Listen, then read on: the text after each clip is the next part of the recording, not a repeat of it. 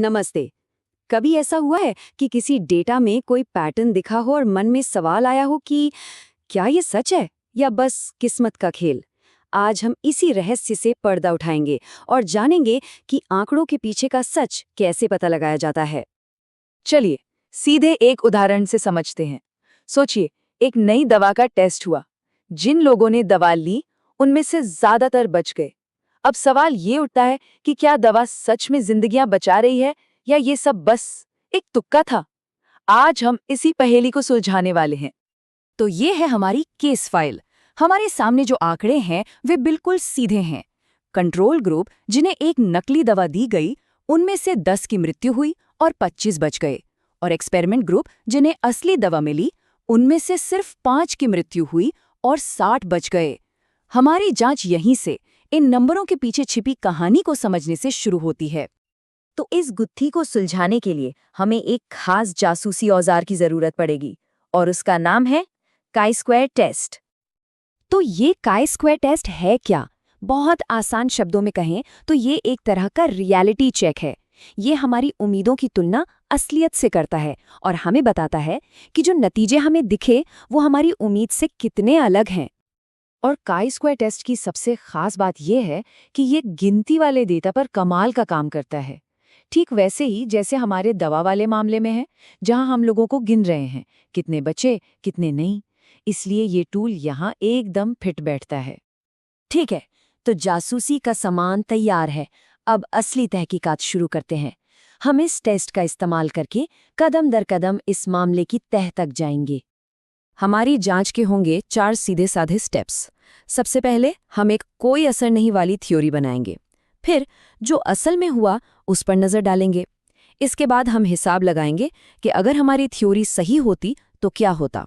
और आखिर में हम असलियत और उस क्या होता अगर वाले सिनेरियो के बीच के फर्क को नापेंगे। चलिए शुरू करते हैं। किसी भी अच्छी जासूसी की तरह हम शुरुआत ये मानकर करेंगे कि हमारा संदिग्ध बेगुनाह है। यानी हम ये मान लेते हैं कि दवा का कोई असर नहीं है, बिल्कुल भी नहीं।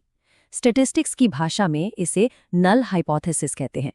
हमारा काम है ये साबित करना कि ये शुरुआती धारणा गलत है। तो ये रहे हमारे मामले के तत्व, यानी ऑब्जर्व्ड डेटा। ये वो नंबर हैं जो हमें असल में टेस्ट से मिले। कंट्रोल ग्रुप में 10 मौतें और दवा वाले ग्रुप में सिर्फ 5। ये वो हकीकत है जिसकी हमें जांच करनी है। तो अब आता है सबसे दिलचस्प सवाल। अगर हमारी कोई असर नहीं वाली बात सच होती, मतलब दवा सच में बेअसर होती, तो इन खानों में हमें कौन से नंबर मिलने चाहिए थे? यही हमारी जासूसी का अगला पड़ाव है। और ये रहा जवाब। ये हमारे एक्सपेक्टेड यानी उम्मीद वाले आंकड़े हैं। अगर दवा का कोई असर नहीं होता तो हम उम्मीद करते कि कंट्रोल ग्रुप में लगभग 5 लोगों की और दवा वाले ग्रुप में लगभग 10 लोगों की मौत होती। अब देखिए असलियत और हमारी उम्मीद में कितना फर्क है।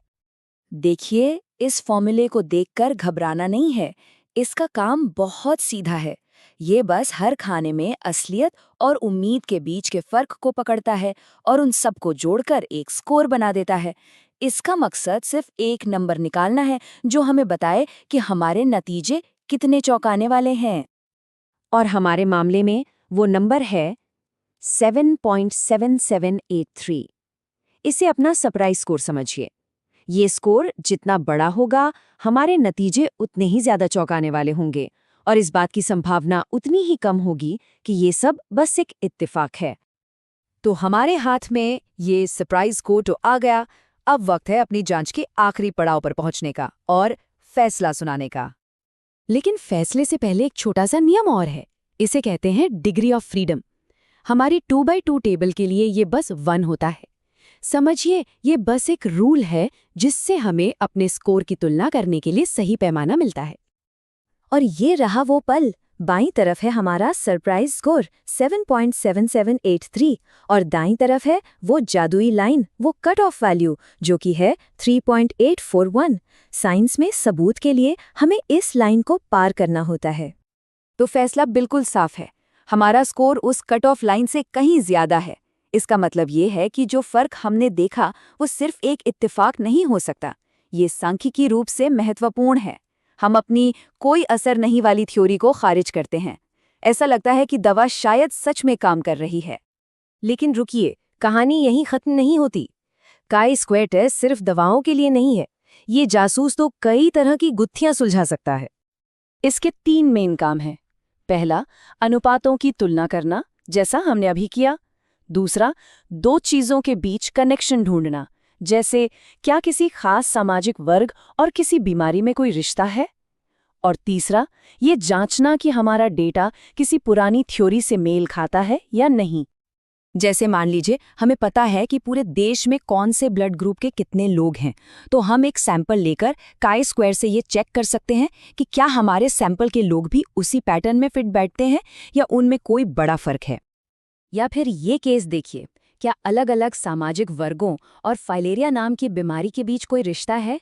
काई स्क्वायर हमें ये पता लगाने में मदद कर सकता है कि यहाँ जो पैटर्न दिख रहा है वो असली है या बस चांस। अब हर शक्तिशाली टूल की तरह इस जासूस को इस्तेमाल करने के भी कुछ नियम कायदे हैं, और सही नतीजों पर पहुंचने के लिए इन्हें जानना बहुत जरूरी है। आपको हमेशा असली गिनती का इस्तेमाल करना चाहिए, प्रतिशत का नहीं। सैंपल रैंडम तरीके से लिया जाना चाहिए और कोई भी उम्मीद वाली संख्या 5 से कम नहीं होनी चाहिए। लेकिन सबसे बड़ा और सबसे जरूरी नियम, ये आपको सिर्फ रिश्ता बताता है, वजह नहीं। ये बता सकता है कि 2 चीजें जुड़ी हुई हैं, पर यह नहीं बताता कि एक की वजह से दूसरी हो रही है। ये फर्क याद रखना बहुत बहुत जरूरी है। तो अब ये जासूसी का टूल आपके पास है, एक ऐसा औजार जो आपको डेटा के शोर में से सच की आवाज पहचानने में मदद कर सकता है। तो अब सवाल ये है कि इस नई नज़र से आप अपने आसपास की दुनिया में कौन से छिपे हुए कनेक्शंस को ढूंढना चाहेंगे।